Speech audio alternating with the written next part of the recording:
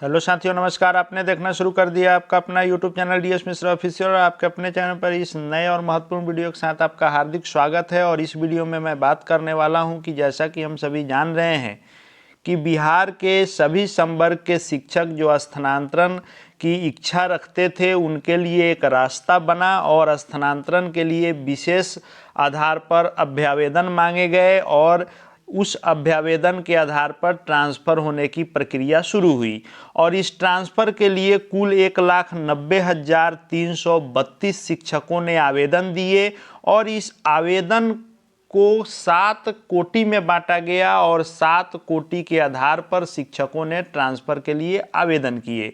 इसमें से सबसे बड़ी संख्या जो है वह दूरी के आधार पर 1,62,167 और पति पत्नी के पोस्टिंग के आधार पर 16,356। ये दो बड़े आंकड़े रहे। बाकी कोटि के आधार पर भी कुछ एक शिक्षकों ने अपना अप्लाई किया, लेकिन ट्रांसफ़र प्रक्रिया शुरू हुई। लेकिन अभी तक मात्र विशेष कोटि में 35 लोगों का ही ट्रांसफ़र हो सका। बाकी सभी लोग ट्रांसफ़र के लिए प्रतीक्षारत हैं।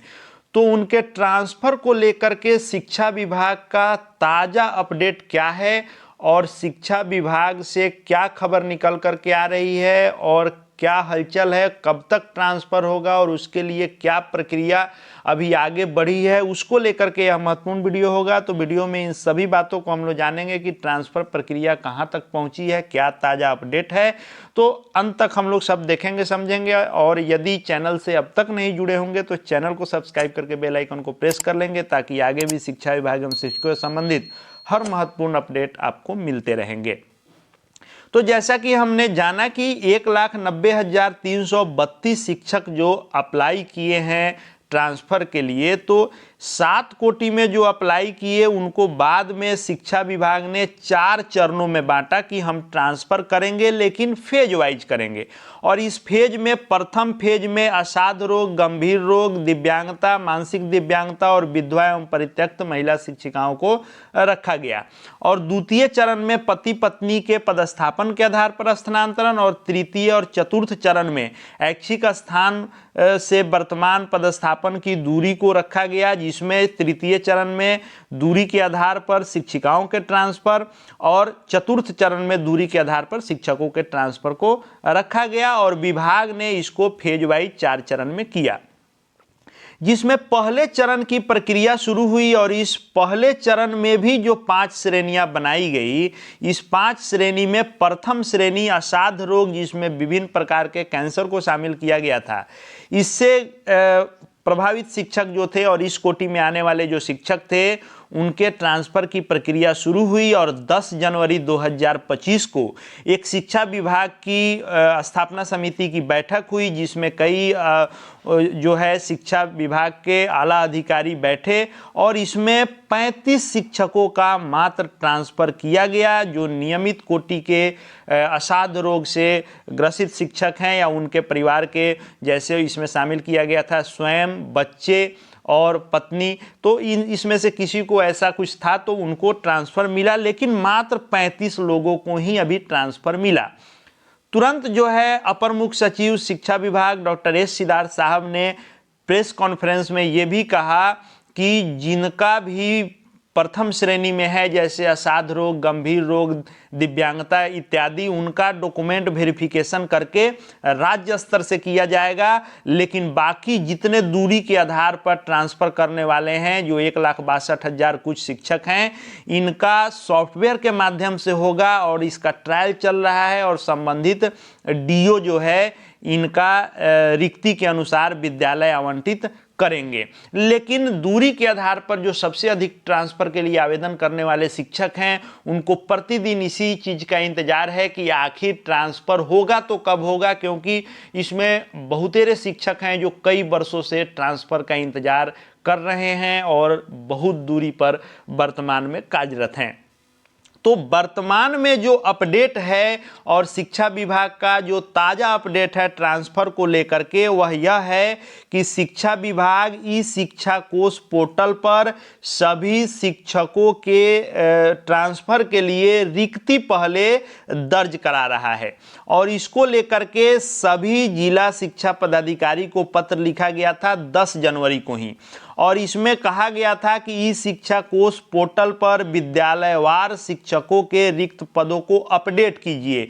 यानी जो टीआरई 1 और टीआरई 2 के समय में रिक्ति अपडेट की गई थी और उसके अनुसार बहाली हुई, अब उसके बाद किस विद्यालय में कितनी रिक्ति बनती है, यानी कितने बच्चे हैं, उस अनुसार क्या रिक्ति वहाँ है, उसको अपडेट करना है, ताकि शिक्षा विभाग को यह पता चल सके कि किस विद्यालय में विषयवार, कोटिवार, संवर्गवार कितने शिक्षक की रिक्ति है, और उसी रिक्ति के आधार पर ट्रांसफ़र प्रक्रिया होगी। और दूरी के आधार पर जिनका ट्रांसफ़र होगा वह सॉफ्टवेयर के माध्यम से होगा, और डीओ ये नहीं जानेंगे कि यह आवेदन किस शिक्षक का है, लेकिन उनको दो चीज़ें दिखेंगी। एक तरफ रिक्ति दिखेगा जिसके लिए यह ई शिक्षा कोष पोर्टल पर अपडेट कराया जा रहा है, और दूसरे तरफ जिन्होंने आवेदन दिया है उनका ऑप्शन दिखेगा कि उन्होंने क्या विकल्प दिए हैं, और जहां पर रिक्ति होगी वहां पर इसका सामंजस्य करके और उनका स्थानांतरण होना है। कैसे सॉफ्टवेयर काम करेगा उसको लेकर के मैंने पूर्व में वीडियो आपके लिए लाया था, उसको आप नहीं देखे होंगे तो प्लेलिस्ट में जा करके देख सकते हैं कि कैसे वह सॉफ्टवेयर काम करेगा और कैसे उससे ट्रांसफ़र होगा।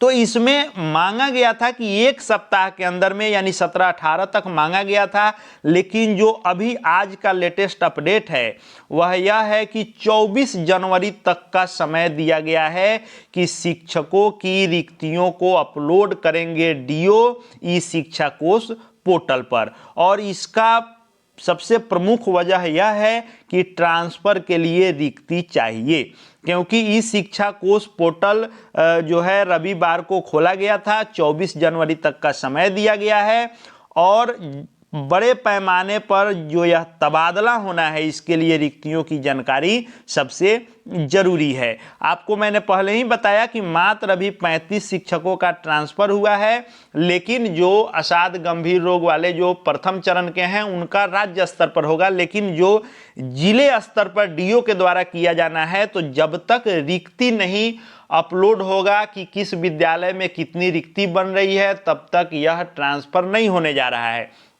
तो शिक्षा विभाग से जो खबर निकल कर के आ रही है ट्रांसफ़र के प्रक्रिया को लेकर के और ट्रांसफ़र कैसे होगा, कब तक होगा, वह यह है कि दूरी के आधार पर जितने लोगों का ट्रांसफ़र होना है वह सॉफ्टवेयर से होगा। सॉफ्टवेयर बन के तैयार है, लेकिन जब तक रिक्ति अपलोड नहीं होगा यह प्रक्रिया नहीं शुरू हो सकती है। तो 24 जनवरी तक पोर्टल पर रिक्ति अपलोड होगा। हो सकता है कि यह 24 जनवरी तक पूर्ण नहीं हो तो इसको एक्सटेंड किया जाए और जनवरी लास्ट तक या फरवरी प्रथम सप्ताह तक ये सारी रिक्तियां पूरे बिहार के विद्यालयवार जो हैं शिक्षकों की रिक्ति अपलोड हो, और उसके बाद ही यह प्रक्रिया धीरे धीरे शुरू होगी।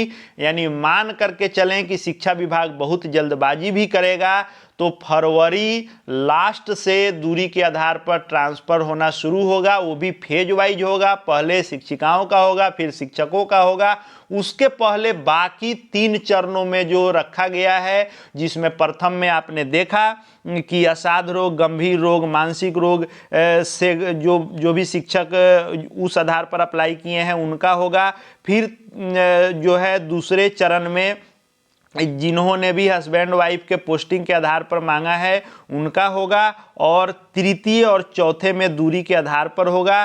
तो इसमें अभी थोड़ा सा वक्त लगेगा, शिक्षा विभाग बहुत जल्दबाजी भी करेगा, तो फरवरी लास्ट से ही शुरू होगा और यह मार्च अप्रैल तक जा सकता है अगर शिक्षा विभाग तेजी से काम कर रहा है। तो अभी तक का लेटेस्ट अपडेट यही है कि रिक्ति 24 जनवरी तक मांगी गई है और 24 जनवरी तक रिक्ति अपलोड सभी डीओ करेंगे, और इस अपलोड करने के बाद, रिक्ति के अपलोड होने के बाद ट्रांसफ़र की प्रक्रिया शुरू होगी। विभाग अभी इतना ही ट्रांसफ़र पर काम किया है कि सॉफ्टवेयर बनाया है कि कैसे दूरी के आधार पर सॉफ्टवेयर से करेंगे, उसका ट्रायल इत्यादि हुआ है, लेकिन रिक्ति अपलोड होना बाकी है। रिक्ति अपलोड होने के बाद ही यह प्रक्रिया शुरू होगी। आगे जो भी एक एक छोटी बड़ी लेटेस्ट अपडेट निकल करके आएगी, सभी आपके लिए लेकर के आता रहूंगा। चैनल से जुड़ जाएंगे, चैनल को सब्सक्राइब करके बेल आइकन को प्रेस कर लेंगे। साथ ही साथ हमारे Telegram channel DS Mishra official से भी जुड़ जाएंगे, वहां शिक्षा विभाग के हर अपडेट आपको मिलते रहेंगे।